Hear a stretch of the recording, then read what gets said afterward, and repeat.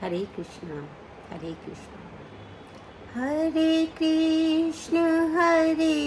कृष्ण कृष्णा कृष्णा हरे हरे हरे राम राम राम हरे हरे। हरे कृष्णा हरे कृष्णा। सभी भक्तों को मेरा दंड प्रणाम। आज हम भगवद गीता जी के 11वें अध्याय के 43 नंबर श्लोक पर चर्चा करते हुए 44 नंबर श्लोक पर पहुँचेंगे।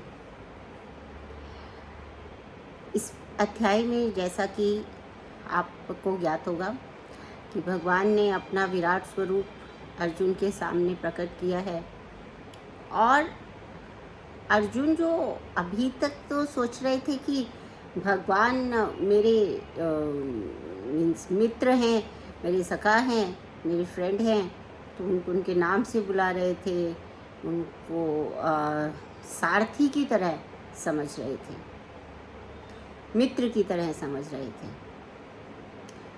तो अभी वो जो अर्जुन हैं, जब उनको इस विराट स्वरूप को देखकर पता चलता है कि वो भगवान हैं, तो ये देखिए, ये बातें जो हैं, ये हम जो इस भगवद गीता उपदेश को देख रहे हैं, तो हमें यही लगता है, क्या लगता है कि हमें भी लगता है कि भगवान कृष्ण भी हमारी तरह सामान्य ही हैं, उनकी भी ऐसी ही इंद्रियां हैं और उनके पास भी ऐसा ही मन है। देखिए, वो अपने जो उनके मित्र हैं उसके लिए सारथी बनते हैं, उसकी साइड लेते हैं, क्या क्या कर रहे हैं वही सब कर रहे हैं। तो यहाँ पर ये जो हमारा भ्रम है, ये जो हमारी गलत फहमी है, इसको दूर करने के लिए ये जो 2 श्लोक आज हम चर्चा करने जा रहे हैं वो बड़े आवश्यक हैं। तो आज हम जो पहला श्लोक जो मैंने आपको बोला, भगवद गीता जी के 11वें अध्याय का 43वां नंबर श्लोक, 43 नंबर श्लोक, उस पर हम बात करेंगे। पितासि लोकस्य चराचरस्य त्वमस्य पूज्यश्च गुरुर्गरीयान् न तत्समो अत्य अभिअधिकः कुतो अन्यो लोकत्रये अपि अप्रमित प्रभावा। हरे कृष्णा। तो क्या कह रहे हैं? पितासी, आप जो हो वो पिता के समान हो। आप इस संपूर्ण चर और अचर जगत, यानी कि जो भी लिविंग नॉन लिविंग है, सारे का सारा जो जगत है, उस सब के आप जनक हैं, आप उसके पिता हैं। और आप क्या है?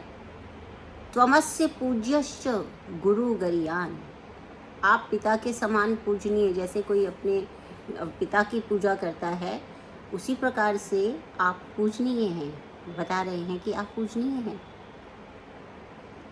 और आप कैसे हैं? गुरु हैं। भगवान कैसे सबसे बड़े गुरु हैं? क्योंकि भगवान ने ही सबसे पहले ब्रह्मा को वेदों का उपदेश दिया था और इस समय उन्होंने भगवद गीता जी का उपदेश अर्जुन को दिया। तो यहाँ हमें ये समझने की बात है कि गुरु कौन है। गुरु, प्रामाणिक गुरु जो है, वो एक भगवान कृष्ण स्वयं हैं, सबसे बड़े गुरु। और फिर अन्यथा भगवान कृष्ण की ही परंपरा में चलकर आने वाले जो प्रामाणिक गुरु हैं, अर्थात प्रामाणिक गुरु वो होता है जिसने जहाँ से अध्ययन किया हो वो सोर्स ऑथेंटिक हो। किसी भी अनऑथेंटिक सोर्स से अगर कोई व्यक्ति कुछ भी पढ़ के हमें पढ़ा रहा है तो वो कोई प्रामाणिक गुरु नहीं है, क्योंकि हमें उसकी सोर्स ऑफ इंफॉर्मेशन का सोर्स नहीं पता है। तो जब यहाँ पर हम कृष्ण के शरण में हैं, अर्जुन जी कृष्ण के शरण में हैं और हम सब भी कृष्ण के शरण में हैं, तो हमें ये समझना चाहिए कि हमें जो ज्ञान प्राप्त करना है, देखिए, साक्षात कृष्ण तो कलयुग में अवतार नहीं लेंगे, परंतु उनके जो प्रतिनिधि हैं, उनके प्रतिनिधि हैं एक तो देवता लोग और एक जो है वो उनके जो प्रतिनिधि हैं वो हैं जो प्रामाणिक रूप से उनके विषय में ज्ञान प्राप्त कर चुके हैं। उनसे हमें जो है वो ज्ञान की प्राप्ति करनी चाहिए। हरे कृष्णा। हम सबको प्रभुपाद की कृपा मिली।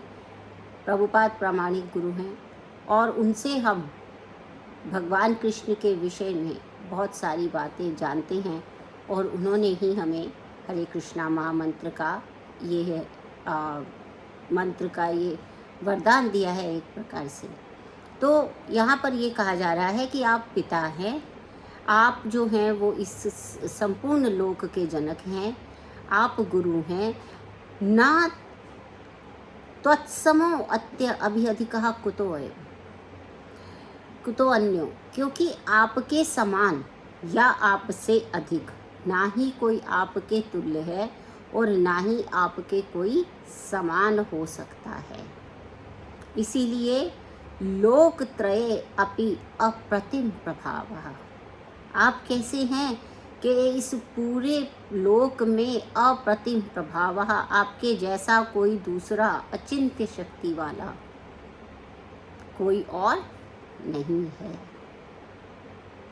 तो इसमें ही हमें जो प्रभुपाद है वो टीका करते हुए और इसके विमर्श में बता रहे हैं कि यहाँ पर भगवान यही बता रहे हैं कि एक बात ये क्लियर करना चाहते हैं कि प्रामाणिक गुरु से ही हमको, जो यहाँ पर अर्जुन कह रहे हैं, अर्जुन भगवान की प्रार्थना करते हुए भगवान को बता रहे हैं, तो वही अर्जुन हमें भी यही बता रहे हैं कि प्रामाणिक गुरु से ही शिक्षा लेनी चाहिए। क्योंकि अर्जुन जो है वो अब भगवान की शरण में पूरी तरह से, पहले भी वो कृष्ण की शरण में थे लेकिन पहले उन्हें सखा रूप में मान रहे थे, लेकिन अब जब उनके अचिंत्य प्रभाव के बारे में, यानी ऐसा प्रभाव जो अतुलनीय है, जो पहले देखा नहीं है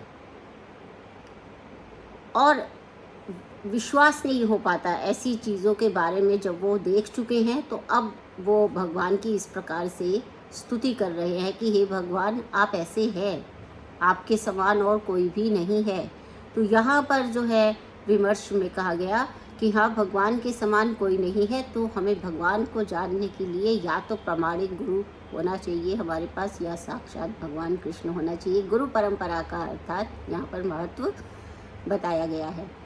यही नहीं, जो श्वेता अश्वतर उपनिषद है उसमें भी आया है 6 अध्याय के 8वें श्लोक में कि ना तस्य कार्यम करणम च विद्यते ना तत्सम अधिकश्च दृश्यते, यानी कि उनके समान कोई व्यक्ति जो है, ना तस्य कार्य कारणम च विद्यते, वो भगवान जो हैं उनका कोई भी कार्य या कारण जाना नहीं जाता है, ना ही उनके समान कोई है और ना ही उनसे अधिक कोई है।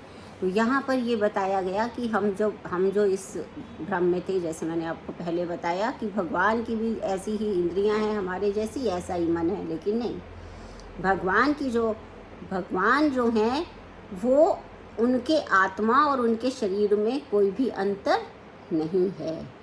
और भगवान अपनी इंद्रियों से ऐसे आश्चर्यचकित करने वाले कार्य भी कर सकते हैं, जैसे वो अपने नेत्रों से भी सृष्टि की उत्पत्ति कर सकते हैं।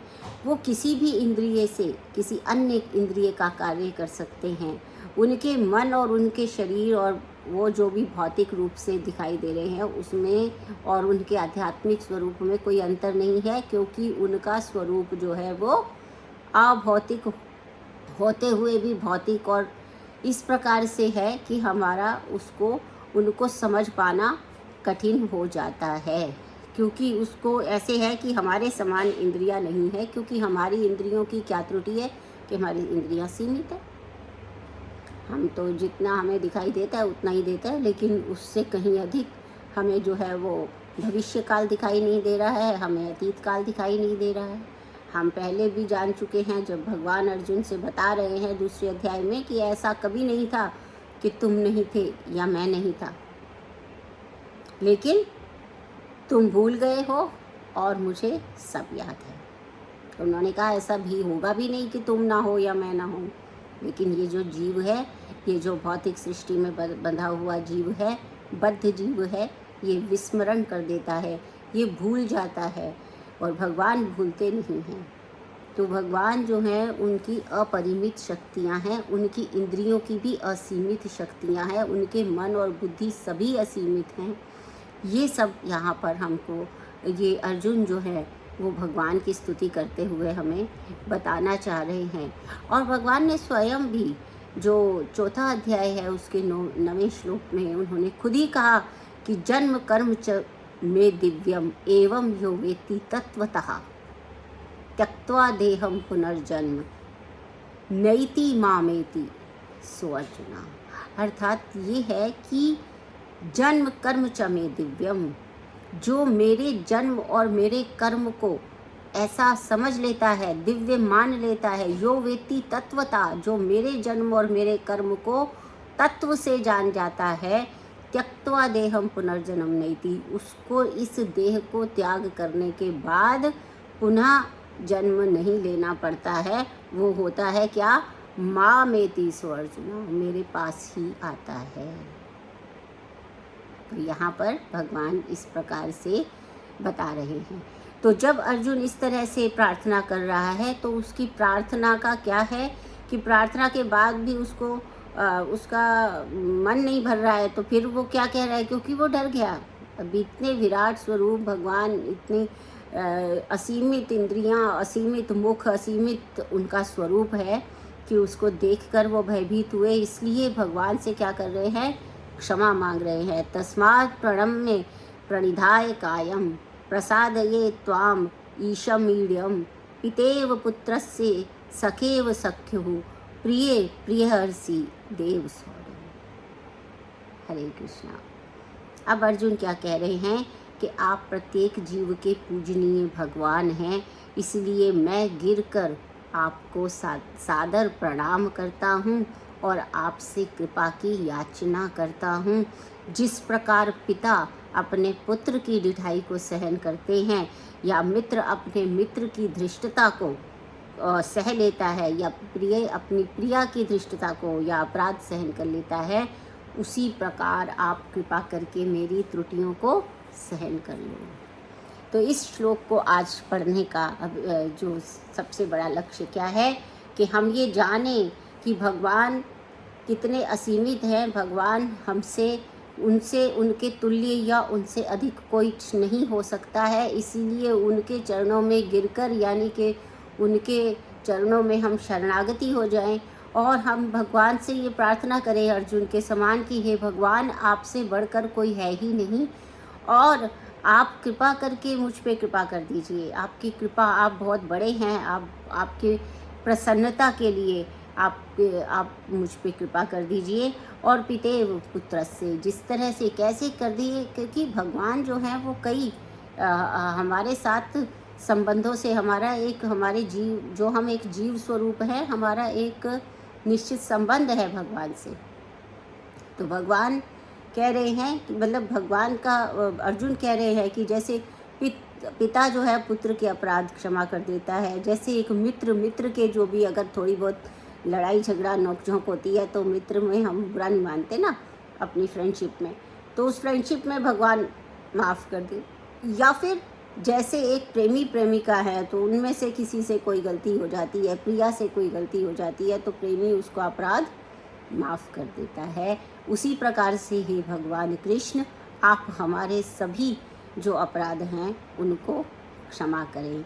तो इस प्रकार से हमने देखा कि भगवान की महानता का वर्णन यहाँ पर अर्जुन कर रहे हैं और अर्जुन निवेदन कर रहे हैं कि हे भगवान, मैं आपको प्रणाम करता हूँ, सादर प्रणाम करता हूँ, आपके चरणों में गिर के प्रणाम करता हूँ, अर्थात अपना अहम भाव सारा त्याग दिया है और उनके शरण में जाकर उनसे कहा है कि आप जो है पुत्र, पिता, सखा, बंधु, सब कुछ आप ही है, इसलिए किसी भी स्वरूप में आप मेरे अपराधों को क्षमा कर दीजिए।